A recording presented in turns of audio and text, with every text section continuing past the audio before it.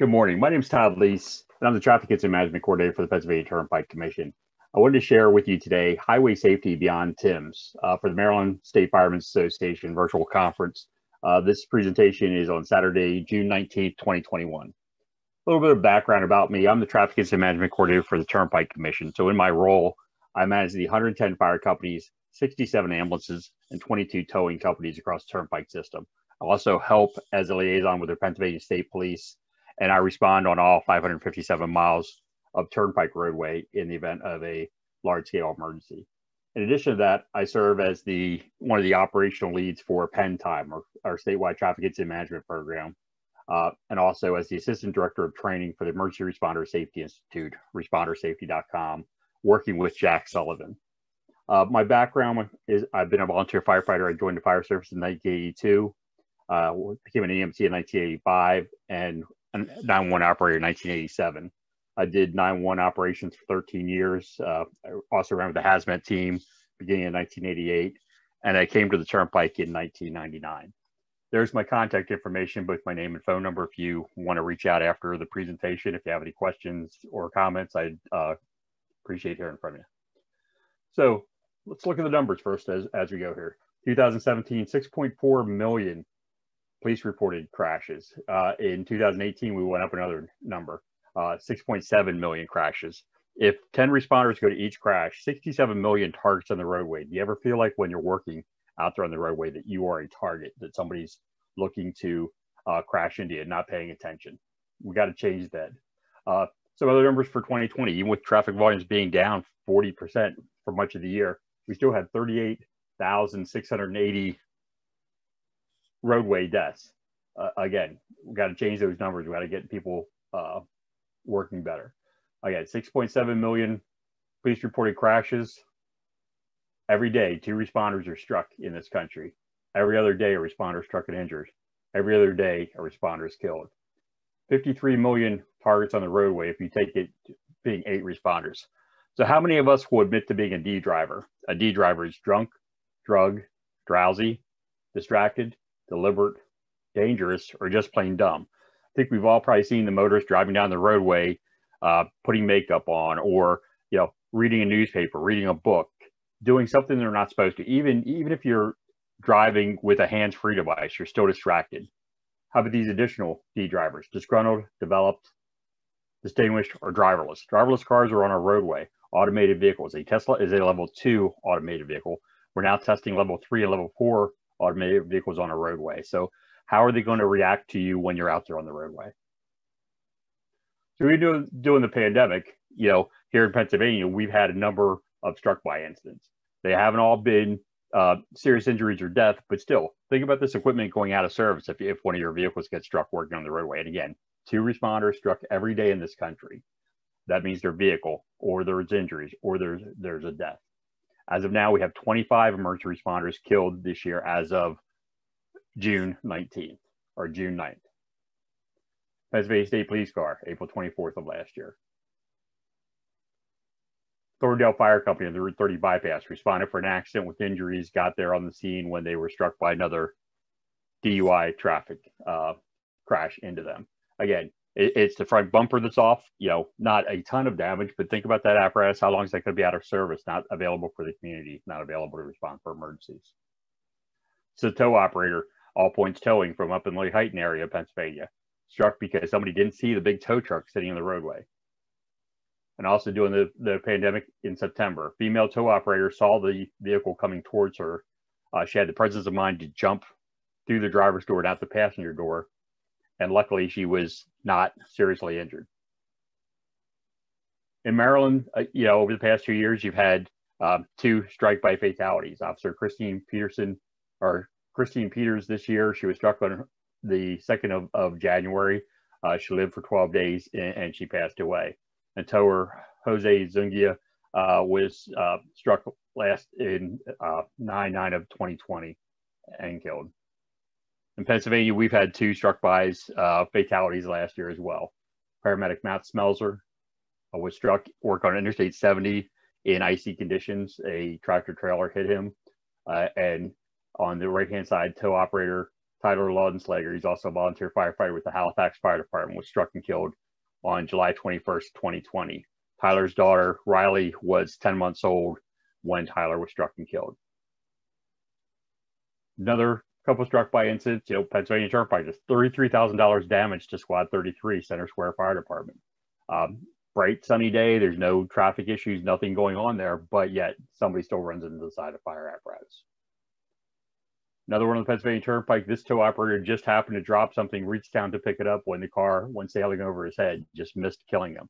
How many times are we seconds away from death because something happens? That's why we need to be trained in traffic incident management. That's why we need to stay alert and make sure that everybody's doing everything they can to keep each other safe. Glad to see all the responders in these photos are wearing high vis, working together to get the incident cleared up as soon as possible. So Maryland, it's the same thing. Every state has responders that are constantly struck. These are just some from the last year down in Maryland. Safety Service Patrols, our Maryland State Police, fire departments, Montgomery County Fire, also Anne Arundel County Fire. These vehicles are getting struck, getting hit out of service, and people are close to being injured or killed in these crashes. So what are we talking about? These are secondary crashes. That means I responded to an incident first. I'm out performing a duty, so I'm going to a vehicle crash. I'm going to a vehicle fire. I'm out there working on the roadway. A police officer on a traffic stop. A police officer that's out pulls somebody over a suspicious vehicle on the side of the roadway. Those are all incidents that create a secondary incident. We're out performing a function. It doesn't have to be a crash the first time. It could be something that occurred, and then we have that secondary crash that happened. So secondary crashes are crashes that occur at the incident scene or within the queue, the backlog, including the opposite direction resulting for the original incident. For every minute you're on the scene, you increase your chance of a secondary crash by 2.8%. So we always have those chances of a secondary crash out there, so we always got to make sure that we're paying attention to those. These are examples of secondary crashes. This one here was in Harrisburg, Pennsylvania. A 2-year-old little girl was killed in this crash, along with her 28-year-old father and a 53-year-old female, just because of traffic queue and backlog crashes. The driver of the truck was found guilty. He was a DUI. He was sentenced and convicted. He's appealing his sentence because he felt the 12 years that he got for killing 3 people was too harsh. Next video, again, it's a 5-year-old little girl that was killed in this crash. You see traffic slowing down. We have early warners out there to let somebody know that traffic's going there. I'm about 2 tenths of a mile in front of this vehicle that's going here. It's a paramedic that's going to the a meeting that I called for this area about crashes. So we want to make sure that everybody's paying attention. The next vehicle that's going to pass here, this dark colored pickup truck, gets overturned in this crash. And then this next vehicle on the left-hand side, a 5-year-old little girl in the backseat of this car, unfortunately loses his life because somebody's driving impaired and driving distracted.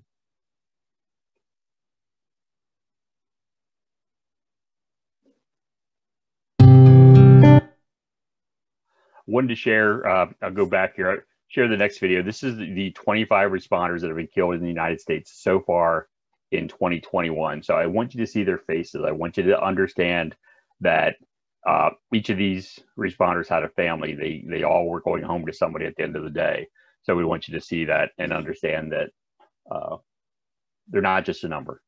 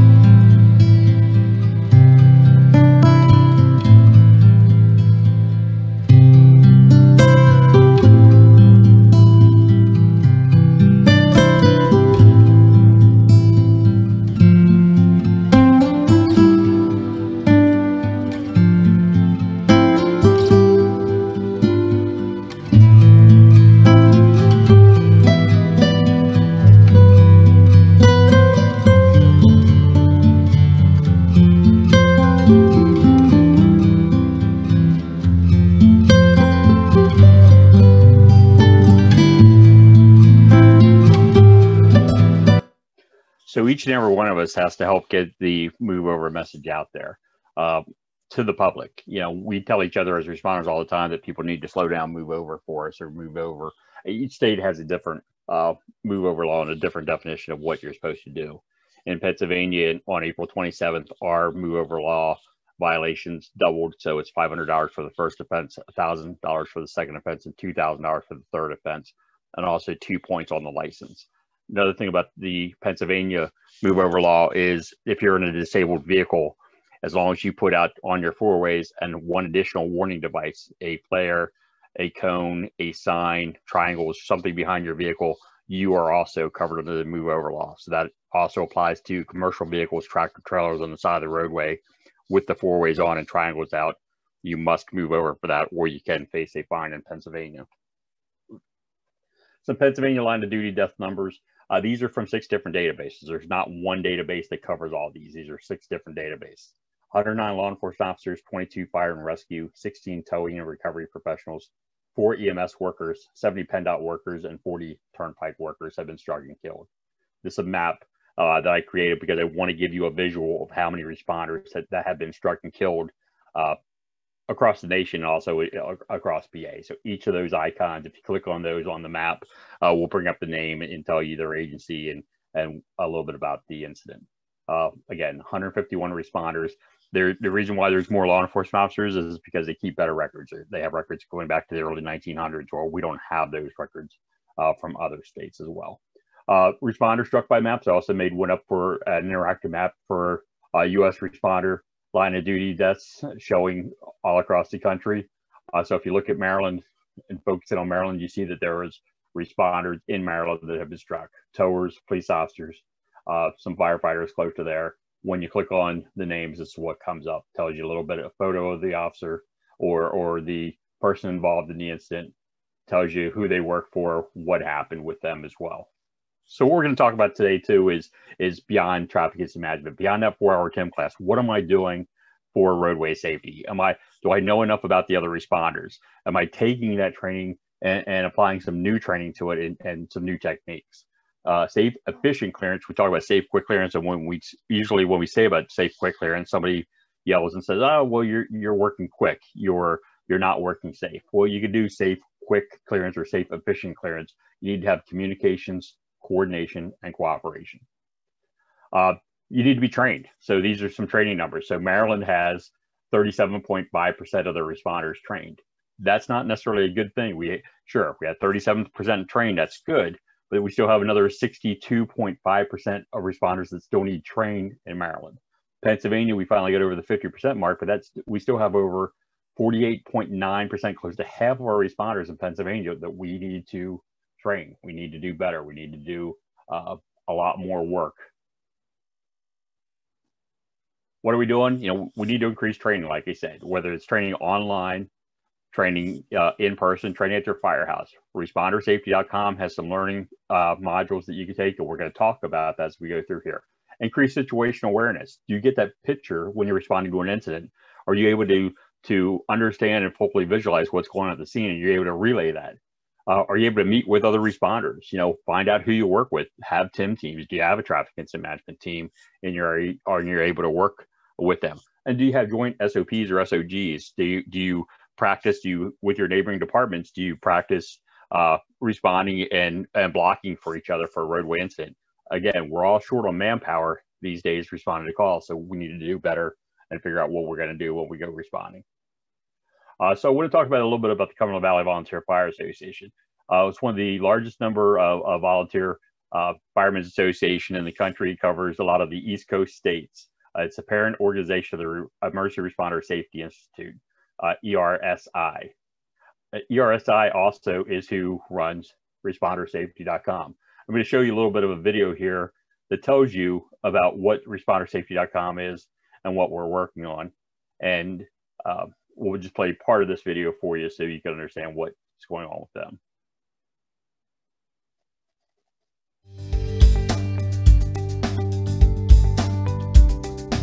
2019 through 2020 has been a busy year of updates, enhancements, and new content on ResponderSafety.com and the Responder Safety Learning Network.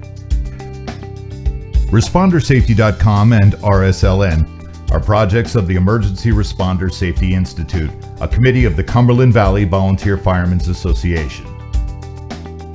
We committed to the principles of roadway response safety and traffic incident management more than 20 years ago, and have worked tirelessly to advance that cause ever since the struck-by line of duty death of Captain Joe Crobeth Jr. on Interstate 81 in Maryland, and the line of duty death of firefighter Dave Good in the Pennsylvania Turnpike tragedy that also injured 9 other responders. Those spurred us into action in 1998. We developed training and resources in traffic incident management for emergency responders and safety practices when operating on the roadway at an emergency scene. Our hundreds of resources, dozens of online training modules and videos, and thousands of new articles cover all disciplines.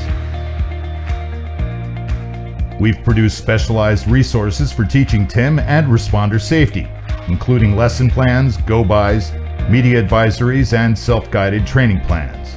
We have authored and distributed public education pieces including PSAs, a push card, and a Highway Visitors Center video to raise awareness of move over, slow down, move it, and how to avoid or safely pass emergency scenes on the roadway. Through the Responder Safety Learning Network, we offer a National TIM Training Certificate that can be earned online as an equivalency to the in-person National TIM training from the Federal Highway Administration. All of our content is developed by an experienced team and vetted by experts. We collect data on line of duty deaths occurring during emergency operations on the roadway and report yearly. ResponderSafety.com features a special link to the Federal Near Miss database to encourage users to file reports and view data on near misses related to traffic incident management. Now here's what we've been up to during the past year to advance the cause of safer roadway response and wide adoption of traffic incident management recommended practices. Our new interactive map plots line of duty deaths that have occurred on the roadway. It currently covers the fire service, EMS, law enforcement, towing and recovery, and mobile mechanics. Clicking on an incident location opens details about the incident and a link for further information. It's a work in progress, and the public is invited to submit incidents for inclusion. The map is compiled by Todd Leiss of the Pennsylvania Turnpike Commission. We've also produced a series of 10 short format videos, 2 to 4 minutes each, that teach frontline responders 10 critical traffic incident management practices that improve their safety when operating on the roadway. The shorts have many potential uses: sharing on social media, watching at roll call or shift change, integration into training rotations and safety breaks, and informal sharing with colleagues. We are producing. So I want to share, again, Responder Safety has 42 training modules that are currently available. We just launched a new one today on June 9th that deals with wearing helmets on roadway incidents. And is a fire helmet good enough? Or do we need to go with a Team 1D helmet or some kind of search and rescue helmet that provides much better protection? That was produced by or contributed to by Lieutenant Brady Robinette from the Lubbock, Texas Fire Department. Lubbock, Texas experienced a tragedy on January 11th of 2020 when firefighter Matt Dawson was struck and critically injured. Lieutenant Eric Hill was struck and killed, and police officer Nicholas Reyna was also struck and killed in a roadway incident. So we want to make sure that everybody's aware of what's going on and trying to keep them as safe as possible.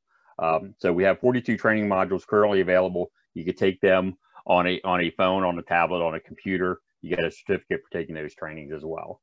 There's also roadway safety teaching packages. So if you're listening to this, if you're watching this and you're one of your training officers, or you're the chief of the department or somebody that's responsible for training, we have these modules that are set up, setting up a traffic incident management area, PPE and emergency lighting, advanced warning, blocking, and move it and work it. We do all the work for you. We give you the lesson plan, we give you the PowerPoint, we give you videos that you could use for the training, and also handouts and resources. In addition to those 5, we also have scene control, manual traffic control, termination, vehicle fire, and TIM for the next generation. And again, those are available for download free from ResponderSafety.com. I'm going to emphasize respondersafety.com many times during this training because it's free online resources and valuable information for emergency responders. It's paid for through a U.S. Fire Administration grant, Homeland Security grant. So we want you to know what is available free out there for you. Many of us are responsible for our own safety on the roadway. Some of you may be listening here that are fire police officers. So there's a new NFPA standard out there, NFPA 1091, was developed for response for recognized needs for safe operations for roadway incidents. It's developed as a resource for all disciplines, not just fire. So you don't have to be a firefighter for this. You could be fire police, you could be EMS, police, just be a citizen taking this training. Provides training requirement outline for incident traffic control personnel and consistent with concepts taught in traffic incident management. This was the pilot program we did up at the Pennsylvania State Fire Academy.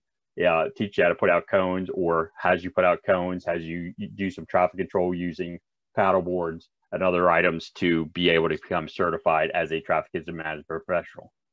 In addition, working with the Fire Department Safety Officers Association and the Emergency Responder Safety Institute, respondersafety.com, there's a traffic incident management technician class that's available.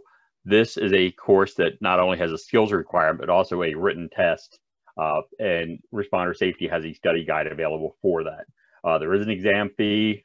Currently, respondersafety.com has a scholarship program that will pay for some of that for the first certain number of emergency responders that want to take the course and get certified. So make sure you take time and check that out as well. So what's our objective for this session here? By the end of the session, we're hoping to get a better understanding of what others do, what other responders do, why they do it and how they do it, the thoughts, mission, priorities, and limitations, know what resources are available, understand why command should be established and communicated every time we have an incident, and understand the importance of continuum mobility for responders and traffic. A lot of times we want to shut down the roadway. That may or may not be the safest thing to do at a roadway incident. It may, but we got to evaluate this. Again, this is for fire and rescue, law enforcement, tow and recovery, dispatch, TMC, tunnel personnel, and agencies. As we go through the lessons, what my plan is to do as we go through this is I'm going to give you some information, and then I'm going to give you some resources from respondersafety.com or other resources that we could work on that you can learn more as we go through this session. So talk it out in disciplines, initial thoughts. When you're responding to the call, what do you hear when you get dispatched? What do you do when you go en route? Or what's your initial scene size up when you get there? Understand your priorities. What do other people expect you to do? What are the deal breakers? What must you do at every incident? The mission and disciplines. And what can't you do? Your rules, regulations, and legalities that prevent you from doing something that you'd like to do at the scene that just isn't safe or just isn't legal to do. So where do we start? Well, we start at the beginning. We start with the 911 centers. Those are the people that get the phone calls, gets the information from the public, and gets the equipment moving, wheels turning, get everybody out there. If you've ever called 911, you understand it could be sometimes a frustrating process. As a longtime 911 operator and as a 911 trainer, I understand how people get frustrated whenever you're dealing with a 911 call, because we're asking you to stay on the phone. We're asking you to stay calm. You just want information and you want somebody to get there as quickly as possible. Don't panic, remain calm, don't hang up, stay on the line, answer all the 911 dispatchers' questions, whether you think that they need to ask those questions or not, and give your address and location. Sometimes give landmarks also helps. Disclose your city's identity immediately, describe the surroundings, identify the emergency, and speak calm and speak clearly. There's also a module on respondersafety.com dealing with the public safety telecommunicator role in roadway safety. So check that out. Again, these are an hour modules. You get a certificate for taking this. It has very, very good information. So please take time to check that out as well. Dispatch the appropriate resources. That's what a dispatcher does. They get the appropriate resources. Roadway emergency operations are the #1 traumatic risk faced by police, firefighters, and EMS. That's why we're trying to give you TIM training. That's why we're trying to get you to understand the importance of the dangers that you face. Oftentimes we think we're invincible out there, but we have to know that we're not invincible. Many fire departments send units to the address of the emergency as well as extra units to act as a safety block. Does your department do that? Do you do a dual dispatch with the first unit going in to do suppression or handling the incident with the second unit responding in to provide the block on the scene for roadway incident and roadway safety. So there's agencies in Pennsylvania that do that for EMS calls on an interstate roadway. They'll dispatch the fire department as a blocking vehicle for that. Some jurisdictions send units in both directions on divided highways where the actual location of the incident occurs, but has not been confirmed. That way we make sure we get the correct information and the correct response on either side of the roadway. What happens there is a lot of times the unit that's on the opposite side of the roadway tends to stay on the opposite side of the roadway too long, creating a gridlock and creating more of a hazard. So if you do that dual dispatch on both sides of divided highway, if you're not needed, make sure you clear the scene. We spend too much time along the roadway as spectators instead of active participants. On the divided highway, park only on the same side of the roadway. Don't make those people run that gauntlet when you're passing them. This is an example here, Delaware County, Pennsylvania. The first piece of apparatus responding in here is the suppression piece. The second apparatus in here is the blocker. So they do a very good job. They work together, mutual aid companies to work together at an incident, and they go into that block position right away. They'll end up backing up a little bit and only taking one lane or taking lane plus one, depending on what they need for that incident. Communications, again, it's important to understand the communication cycle. Sender, receiver, message, medium, and feedback. Sender is the person delivering the message. Receiver is the person that you're giving the message to. What's the message? How are you doing this? Is it a verbal communication? Is it facial expressions? And then also getting that feedback. And feedback's important. That's the acknowledgement. When you call somebody on the radio and they acknowledge and say 10-4, they say, okay, copied. We know that they got the message, and then we can move on from there. And that helps create good communication. So public safety communication centers are the 911 call takers and dispatchers. Most roadway calls come in from cellular telephones and may not be able to provide location information. So it's important to get landmarks, important to get great information. And again, message, medium, sender, receiver, feedback. Radio communications, again, they use relaying information. So you may give something to a dispatcher, the dispatcher may have to relay it to another radio source, and it may come back. So report party to dispatch, transmit the message about the incident, dispatch transmits the message, and the emergency responder acknowledges the message. Let's look at each responder's role as we go through this. And as we look at each responder's role and think about what they have to do at an emergency scene, because we oftentimes don't take the time to look at other disciplines. We just focus strictly on fire. We focus strictly on ambulance. So let's look at what some of the law enforcement responsibilities are at emergency. They secure the scene. They provide some emergency medical aid until help arrives, because they may be the first one on the scene. They safeguard personal property. They may have to conduct an investigation, serve as the incident commander, supervise the scene clearance, assist disabled motorists in direct traffic. If you're limited with the number of officers that respond to a scene, if there's only one, he has multiple priorities and multiple things that he's trying to juggle at one time, plus thinking about that backlog traffic and thinking about the things that may be happening away from the scene. If you're a law enforcement officer, what happens in a situation like this? We put ourselves in harm's way. We got to make sure that we stay safe when we're out there on the road. We can't put ourselves in danger doing things like this. Can we be on the passenger side? Can we think about what our actions are and what we're doing out there? Law enforcement and high-vis PPE. And I know many of you are thinking like, well, I never see a police officer wear PPE. Well, that may be true, but I also see a number of firefighters, a number of fire chiefs and safety officers not wearing PPE as well. So, let's not point fingers. Let's just concentrate on what we're doing out there. ResponderSafety.com has a law enforcement and high-vis PPE module that's great. And again, these modules are 1 hour long that teaches you the importance of wearing that PPE at an emergency scene. This was a responder safety video shoot we did that we were able to get the Pennsylvania State Police to participate in, and they wear their high vis and we're working together. And obviously you can see that they're much more visible, and everybody's much more visible when we're wearing high vis. Be seen at the scene. We want to have everybody out there. Example here, and I always tell everybody, if the old order of the Amish could wear high vis, so could you. This was a fire police officer. This was taken by Bob Devonshire. And it's a great photograph showing one of the Amish community members that belongs to the fire company wearing his high vis like you said. Who's in charge of roadway incidents? It's another good module. We always often think that law enforcement has to be in charge, but make sure you're working with your local community and find out who's in charge of an incident and how we can work together for that. So that's another module on ResponderSafety.com. Being professional, who's in charge? When you look at this photo, you think, wow, can this really be? The guy on the right-hand side of the photo, that's the fire chief. Yeah, you can tell that because he has the radio strap and he's wearing the boots, right? This is a bad Pennsylvania version of the village people here. But we got to work smart. We got to work safe, and we got to be professional. Each and every time we step foot in the street, we got to be professional. The public is watching us. Mr. and Mrs. Smith is watching us, and we want them to know that we're working safe. Fire rules, fire and EMS. And many of us know what our fire and EMS rules are, but we protect the incident scene, we suppress the fires, we provide EMS care, we serve as the incident commander, we handle the hazmat response and containment until we get some additional hazmat response out there. We rescue the crash victims from contaminated environments, rescue crash victims from wrecked vehicles, provide some extrication. We arrange for transporting the injured at times. We assist in incident clearance. We do some traffic direction. More and more, we're doing some traffic control and law enforcement. Other DOT arrives.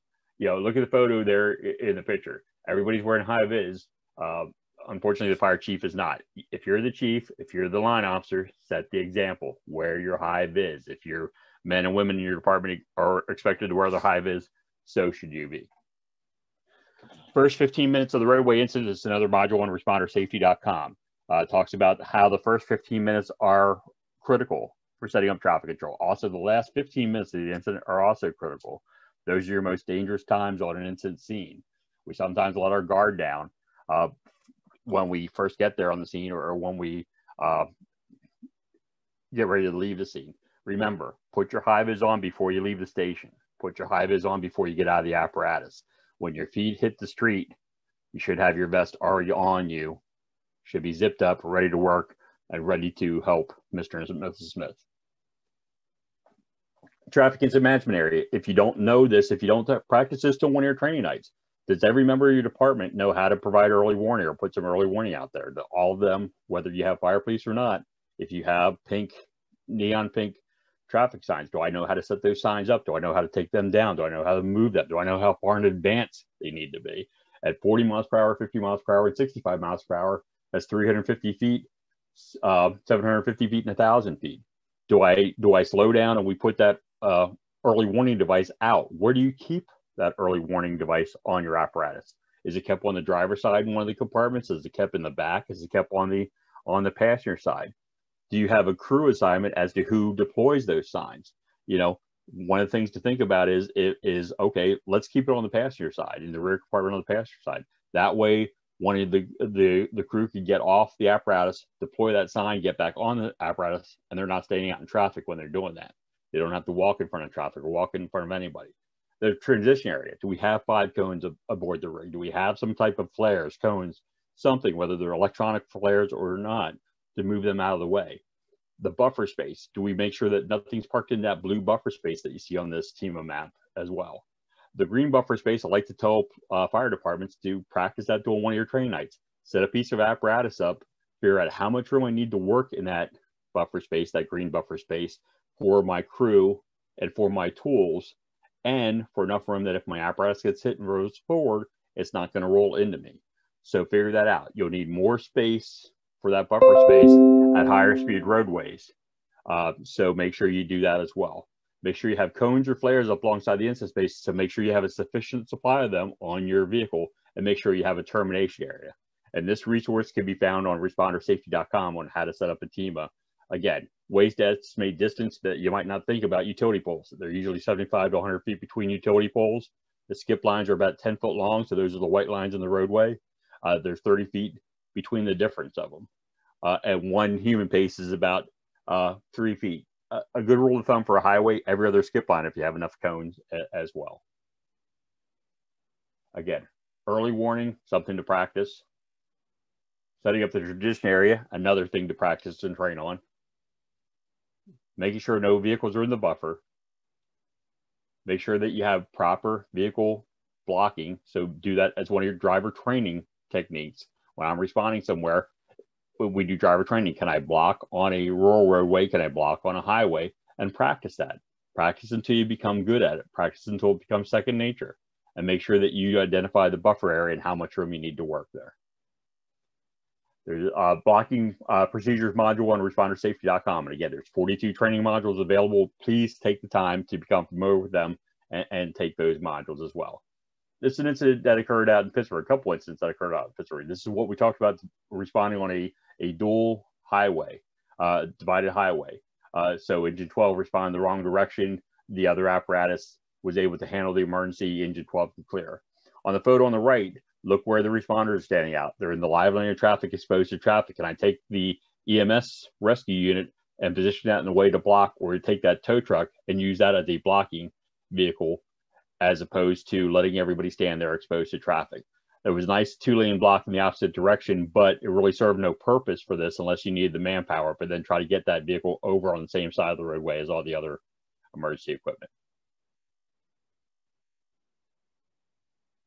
Who do you see here? What do you see here? Your bunker gear is not high vis. No matter what the manufacturer tells you, no matter what anybody else tells you, it is not a high vis because it does not have the fluorescent background material that a high vis vest does.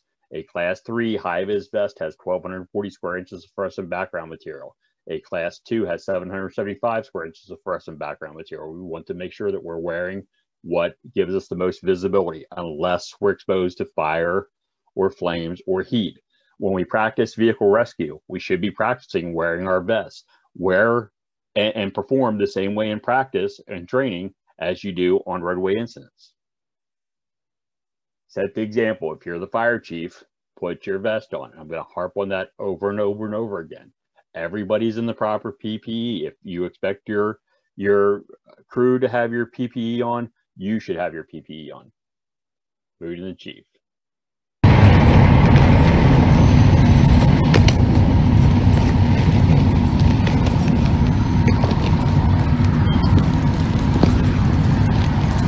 So let's pause this for a second and look at this.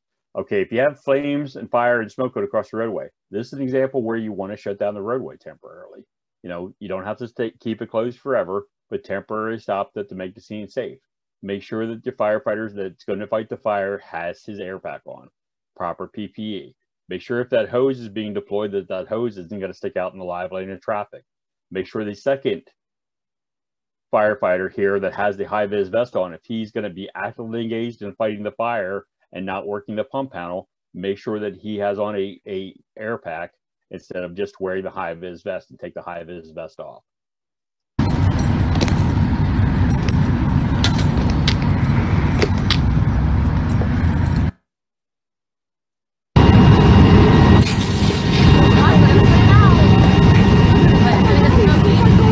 They have to. That's what they do. This is Harrisburg Fire Department. Notice the smoke going across the roadway. Do I want to make sure that I stop traffic if that smoke's going across? Traffic's still moving pretty well on the left-hand side, so we don't necessarily have to stop traffic. We're going to pan around with the camera. You're going to see the way the firefighters are working, the way the fire apparatus is working, and you can see that they have the situation pretty well in hand with blocking at an incident scene. So we're going to watch this here in a second.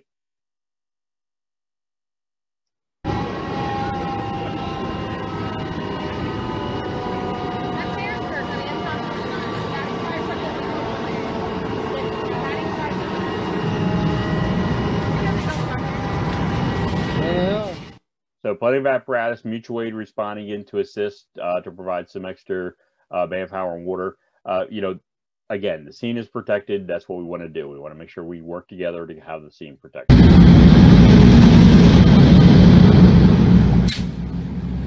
Look where the hose is in the live lane of traffic. Is that safe? Is that smart? Can we do that better? We don't want to put our firefighters at risk. Do we take the time to make the scene safe before we put the fire out?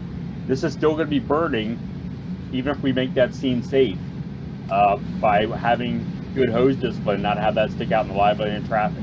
Smoke's going across the roadway. Do I need to temporarily stop traffic until I get the situation in hand here? Again, if somebody runs over that hose and pulls that out of the firefighter's hand, is that going to toss the firefighters on the ground? Is that going to hurt them or injure them or possibly even potentially kill them? It's good to be aggressive, but we got to also be smart.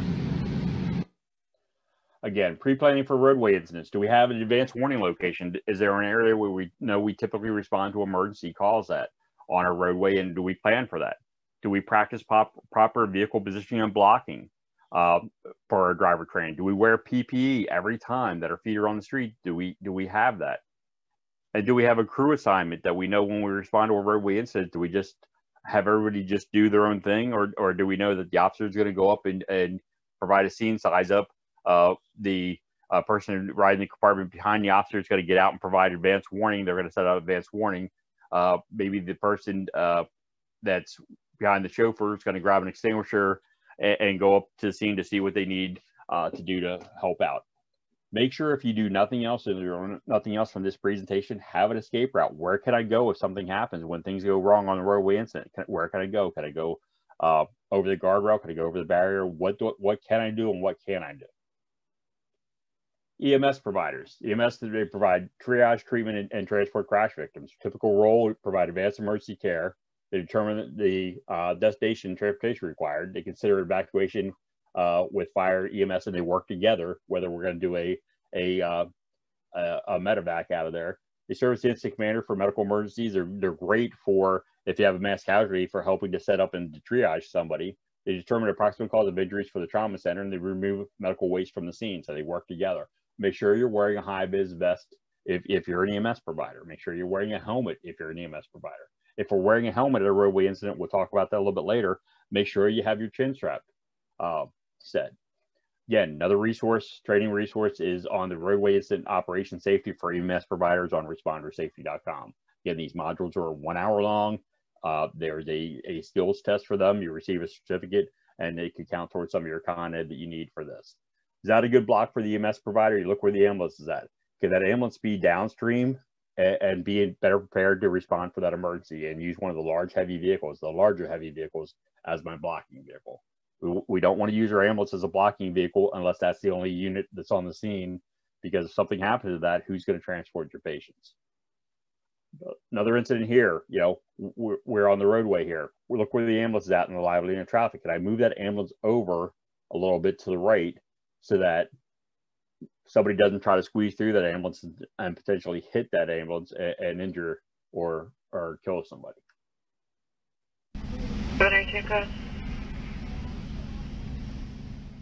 Show me clear from this accident on Maintain situational awareness no matter what the situation is, even if you think it's a minor incident off the roadway. Make sure that you're aware of what's going on and have your escape route. Where can I go? Where can I go? Towing recovery. Many times we work with towing recovery, and towing recoveries are key, especially for fire departments. You should maintain a good relationship with the towing recovery in your area, and you should practice, you should train with them. You never know when you're going to need them to help you with a rescue operation, so that's what we do. Towing and recovery providers provide safe and efficient removal of wrecked vehicles. They protect victims' property and vehicles. They remove debris from the roadway and provide other services such as traffic control and directed under contract. So you see them there working. The photo on the left-hand side, which for a hazmat incident, there was a Toyota Prius that went underneath a commercial vehicle. They used a tow truck to help lift the rear end of the vehicle up so they could help stabilize it. That photo in the middle here is the photo that was underneath that Toyota Prius. And then the photo on the right-hand side is from a multiple fatal mass casualty incident that occurred out at on the turnpike at the 86.1 mile marker. Again, fire service collaboration with tow and recovery operations. It's a great resource on respondersafety.com, so be sure to check it out. Working with the tow ups, again, do training. If they have training, see if you go do some training with them. This is training that we did at the turnpike. We had the towers come in and we worked together to have that training. We work together all the time with their towers and find out what their needs are, and we need to listen to our professionals when they're out there telling us and working with us. Transportation agencies, so the two photos you see here are the Turnpike's Traffic Operations Center, the Pennsylvania Turnpike Traffic Operations Center in Highspire. We monitor the overall planning and implementation for traffic incident management program. We have agencies involved in development, and we have a number of other resources. We have safety service patrols. We assist in incident detection. We work together to develop strategies. We provide protection from the incident scene. We have to call in our DOTs as soon as possible so that we know that they could start responding as soon as we know that we potentially will need them. They assist motorists in disabled vehicles. They provide motorist information. They determine incident clearance and roadway repairs are needed, and they repair the transportation infrastructure. We rely on hazmat cleanup teams, whether it's a spill team or whether it's a county or local hazmat team. They're hired by the agency or transportation agency to clean up the toxic spills. Most common we deal with a lot of times is diesel fuel spills. Back in the old days of firefighting, we used to wash all this stuff down from the roadway. We don't do that any longer. We have to rely on making sure that we're being good partners to the environment. Special hazards that occur, again, another module on respondersafety.com. We want to make sure that everybody's on the same page and working together on this. State and EMA planning. Do you work with your local governments, whether it's a county government or whatever, on emergency response on roadway incidents? Are we doing the right thing? Are we working and preparing? Having traveler information. We rely on the 511 phone systems. Many states have 511 phone system. We also monitor Twitter and other agencies to be able to, other sources and social media to report information. We have these road signs that we also deal with. So let's look at the emergency response cycle. We have a period that we do the emergency response. We plan, we train, we exercise, we do that. We want to mount an effective response. We want to stabilize and mitigate the incident. We want to facility process or business improvement. We want to return to operations. So we're always doing an emergency response cycle every time we respond out there. We're planning, we want to plan, we want to train effectively, we want to respond effectively. We want to clear the situation up, get it done, get it over with, and return to normal operations as soon as possible. Communication is the key. Communications, cooperation, and coordination. It's important that you understand what happens before you key the mic. How many times have we heard that mic key up and the person there, and you have no idea what they're going to say? Follow the conversation closely. Some of the questions will be answered if you just take the time to listen. Gather critical information that will enhance your understanding. If you listen for the conversation for a while, you start to develop a feel for the ebb and flow of the conversation between parties. Gives you a better idea when you can jump in or if you can jump in. Last thing you want to do is barge in at an inopportune moment and block the disruption of critical communications because you lack situational awareness. Avoid interruption, ask deeper questions, listen to understand, take nonverbal cues, slow down, take practice, train the mind, don't be distracted, and withhold judgment. Those are active listening skills. Some people key the mic and then waste time, time on the airways as they try to organize and compose their thoughts. Don't be that person.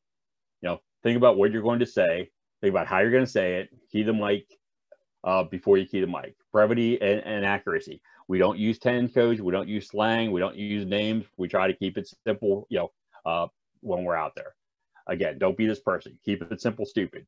I don't want to insult anybody, but again, keep it simple, stupid. Before you key the mic, take a deep breath and get it all together. We've all heard those hysterical callers on the radio, on the phone. Hysterical, high-pitched, unintelligible transmission isn't going to help anybody. Take a breath, calm down, speak clearly. Then when you get a lot more help, if people can understand what you're saying. Some people just feel the need to talk. It's a radio. It's not a telephone. So just, make sure that you give the information that you need and then be done with it. Don't keep on with superfluous information, routine administrative stuff on the call. Practice information triage. Have you ever heard of information triage? What's important to say right now? What can wait till later? What doesn't need to be said at all? Know what your priorities are, can wait for later. Information triage is a continual process in which we refine the information we gather, paying most attention to the information that's most valuable, and identify additional information that we want to procure. Be aware of what's going on. Does your agency have a policy on taking photographs at incident scenes? Are you able to share those photographs? Not post them to social media, but is there somebody that needs to know what's going on at that scene that you need to send it to? I'm not saying it's you send them to your wife, your girlfriend, your husband, or your spouse or your friend because, hey, look what we're on now. But is there a need for somebody that's responding, the tow operator that's responding? We have a truck accident. Okay, what kind of truck? Is it a Ford Ranger pickup truck? Is it a box truck? Is it a tanker? What's going on there? Put that information out there if you can. If you have a way to share that information, make sure you understand what you're permitted to do and what you're not permitted to do. Remember, don't post stuff to social media that's not supposed to be there. Put it down, step away from the device. Listen up, pay attention so you don't waste precious airtime and repeat information. If you're late to the party, don't jam the frequency asking for additional information. Listen, and if you still need the information when you get to the scene, fine, ask for the information then. Sure, the location, description, direction of travel, your windshield scene size up, unit identification, exact location, number and types of vehicles involved, degree of damage, number of lanes closed, hazard, and established command. On-scene size of reports, again, include curves or hills that may block the views for approaching apparatus, down wires. Make sure you let somebody know if something's down there that's going to be a danger or hazard for them. Indicate which lanes are affected by the incident and the initial scene blocked. Observe conditions to indicate the need for additional agencies. If you need help, ask for it right away. Get it out there as soon as possible. Don't wait and say, well, let me see where I'm at 10 minutes from now, and then wait. If you need help, get it going, get it responding to you if at all possible. You'd always cancel it later if you don't need it. Dispatchers should relay appropriate information to regional traffic operations centers and other responding agencies. Make sure the information that's being relayed is clear and accurate and necessary. Personnel on the scene should be trained to position apparatus effectively. This is something you should practice. This is something you should drill on your training night. Apparatus should park at an angle involve the incident. And once you park that apparatus, you should get away from the apparatus. You should be sitting in the apparatus if at all possible. The incident commander should provide instructions for when the incoming units and where they should park and where they should not park. We don't want to make those people run that gauntlet going on one side of the roadway and then parking on the other side of the roadway and having people try to go into the middle of us. Keep in mind that the first arriving apparatus is often one of the most important with extreme risk. So make sure you use caution when you exit the vehicle when you arrive on the scene. And again, first large vehicles that are arriving should not be pulled too close to the scene. There's been many instances where you pull too close to the scene and then the apparatus gets struck and goes into the personnel. Example here, this is an incident that occurred on the turnpike. And again, we don't record our traffic cameras, but we saw what was going on and we saw the way the fire department had initially deployed their advanced warning, their advanced traffic control. So they were directing the cones were going into the incident. We wanted to try to correct that. And so we just took some screen grabs and we showed them a better way to do that. How about instead of doing that, we run the cones this way, we reposition our apparatus, and then we run the cones back this way. Is that a better way to do that and more efficient for your crews? Same thing, and run those cones or flares up alongside the incident space to protect those crews that are working at the scene and not driving somebody in there. Do we take the time when we do our training nights to look at the amount of lights we have on our apparatus? Are we able to dim them down or turn them off? So doing one of your training nights, pull outside if it's dark out, turn the lights on as you would for a roadway incident, put some people in high vis and have them stand near the apparatus and see if you can see them or not. See if the lights wash them out. Can I reduce the amount of lights? More lights are not better. So it's important to understand that every light in the world does not make it better. Sometimes it's better to reduce the amount of lights, including the headlights at emergency scene. And again, I'm not telling you to turn off every light to make it more dangerous for your crew, but try to limit the amount of lights when you're at the scene. There's a great module on respondersafety.com, See and Be Seen Emergency Lighting Awareness. Set up advanced warning for those approaching the traffic scene. We want to make sure that we have advanced warning and let somebody know that we're out there. Relay commands to other responding units about deploying advanced warning signs. So you may be the first one in and you may not have put out advanced warning, but then the next unit that comes in say, hey, can you set up a sign, cone, flare, something alongside the roadway to make it safer for us? Be specific about which lanes are blocked. Update unit and dispatch periodically during the incident by changing traffic conditions, and operate in both directions of travel for the incident and the median. Set up warning, advanced warning in both directions if you need to have that done if you're operating in the center median. Emergency responders, look at the photos at the bottom of the screen. Who do you see more visible? The person high vis, the person without high vis. You see the high vis people better. Make sure all of them are wearing the appropriate PPE for the conditions on arrival. Train and remind personnel to dismount the apparatus with eyes wide open, facing away from traffic. You don't want to step out into traffic. Personnel should be wearing helmets with straps fastened for head protection to be more visible. We'll talk a little bit more about head protection as well. And if safety permits, a safety officer should be designated to monitor the scene safety and make changes as needed for a safer scene. A new module just launched today. Again, it's June 9th that I'm recording this. Helmets and head protection for roadway incidents. Establish command, work together. Make sure all agencies on the scene are working on the same incident action plan. The command post should be clearly identified. Don't set up a command post a half mile away from the incident where you can't see that, but don't set it up right in the incident zone either where you're in the way. Make sure you plan and work and communicate. The best time to meet with your fellow responders is away from the incident, not on the side of the roadway. NIMS, we all heard of NIMS. We've all taken that test, the 100, 200, 700, 800 test, provides clear procedures for coordinating among agencies, fill out who the incident commander is. Complex incidents, we use unified command. We don't practice unified command enough, and it's not who's in charge, but who's in charge of what for unified command. The first incident commander on the scene needs to fill the direction and give assignments out there. Blind request to order for somebody to do something often goes unfulfilled. So make sure if you're the incident commander, you're telling which specific unit what you want done at the scene. Give them their assignments, let them know, and make sure you're documenting that if at all possible, or have somebody document that for you. Monitor traffic control and adjust it as needed. As the incident develops, you may pull in there and you may not need a lot of traffic control, but as the incident develops, you may need to change your traffic control plan. Protect the back queue, make sure nobody runs into the back of you. Other measures may be adjusting for the duration of the incident. Can I call your local road crew out? Can I call the Maryland State chart out? Can I call PennDOT out or the Turnpike out to provide some traffic control?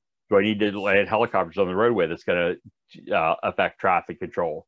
And as we're at the incident in winter months, the longer we do traffic control, are we now going to need plows or something to come out there assault before we open up the roadway? Non-involved personnel. How many times do you have somebody show up at your incident scene that's not a emergency responder? It's a news media that may come out there and want to take photos. Especially now, we have bloggers that are out there that are motorists that just want to come take pictures. Every incident that you're pretty much on, you probably have somebody come by with a camera out or a phone out that's trying to take pictures of the incident so they can post it to Facebook. Family members that may have heard about the incident through official means may show up. What are you going to do with those people? Make sure that you find a place and take them to a staging area where they might be. Other motorists may stop and ask if they could help out.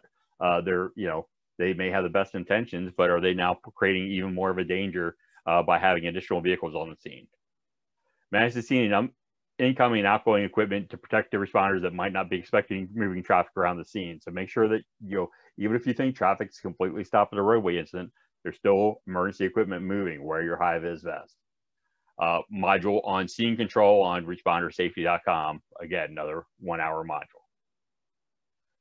Early stages of an emergency, there should be a lot of incomplete, incorrect, and conflicting information. Make sure that you trust and verify that information. Hysterical witnesses can be counting on to get the details wrong. So use some discretion and judgment before you throw bad information out over the air. Don't be the first to get it out. Just make sure it's clear and accurate by trusting and verifying it. Make sure when you get to the scene, you turn off some of the radios, you turn off some of the sirens. Make sure you try to eliminate the background noise if at all possible.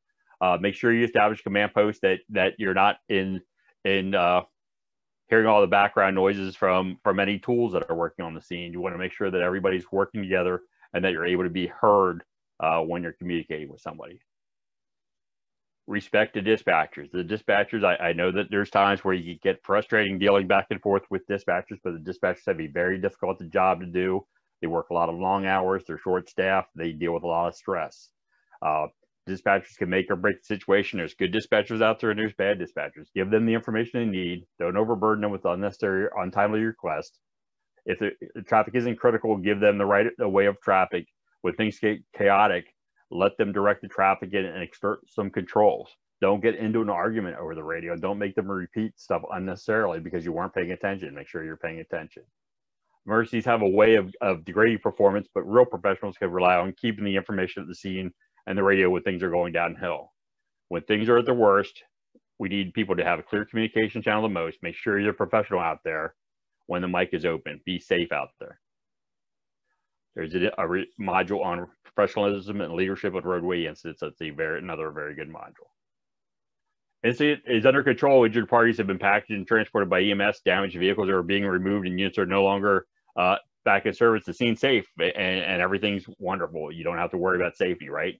That you're wrong. Demobilize the scene is very dangerous. Must be managed proactively, appropriately to prevent secondary accidents. Any temporary traffic control needs to be removed in an organized manner. You want to make sure you have some protection as you're walking back to that. Make sure you have some heavy vehicles between you and the enemy, which is traffic. Advanced warning should be the last to leave, especially if visibility is reduced. Incident scene demobilization, blocking units should remain in place to protect tow operators. Work together. We're all one big part of a team. Law enforcement and others who may be last to complete the scene. Fire units need to be notified the incident commander when they're ready to leave and communicate everything together. Make sure all personnel are accounted for before the units leave the scene. Notify the dispatch when the scene is demobilized so they can advise traffic operation centers and maybe the news media for their traffic reports. Let everybody know what's going on there. That's Blocker 8 from Irving, Texas on the right-hand side. They have a blocking unit where they use an old, outdated piece of apparatus that may be valued at $4,000, that its primary mission is to go out there and get hit on a roadway incident that protects their main piece of apparatus from being struck. Participate in an after-action review. We regularly have after-action reviews at my agency on the Pennsylvania Turnpike. We write them. These are public documents. If you want to see these, we do that. We're not looking for a witch hunt. We're not looking to get anybody in trouble for doing an after-action review, and we haven't disciplined anybody in the 21 years of me working for the Turnpike on an after-action review. We're improving the process, not looking to point fingers and everything. We want everybody to come into an after-action review with an open mind. The photo on the left-hand side was a very heavily entrapped motorist. We had a doctor try to get on the access gate. What we learned from that one is we need to mark our access gates on the Turnpike. So that's why we have a blue sign on the access gate. The photo on the right-hand side, that we did that after action review because that incident went so well. We wanted to learn what we could from that incident because everything went well on that incident. Remember, communications is key. Don't forget to listen and breathe. Train and coordinate the response before the emergency occurs. Establish incident command for every incident. Utilize unified command for complex incidents. Work together, communicate, be professional, and don't be afraid to change, adapt if needed in order to be better prepared for an incident. Thank you for your time. There's my contact information. Again, 717-525-3650. Leiss at paturnpike.com, and there's our website to contact me. Thank you for your time.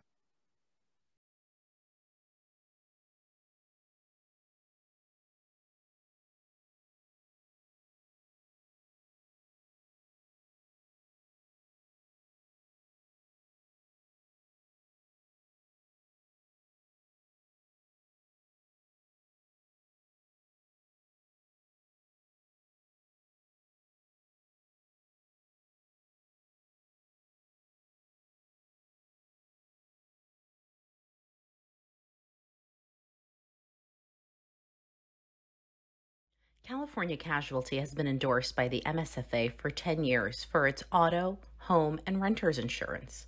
It is our honor and privilege to protect those who protect our communities.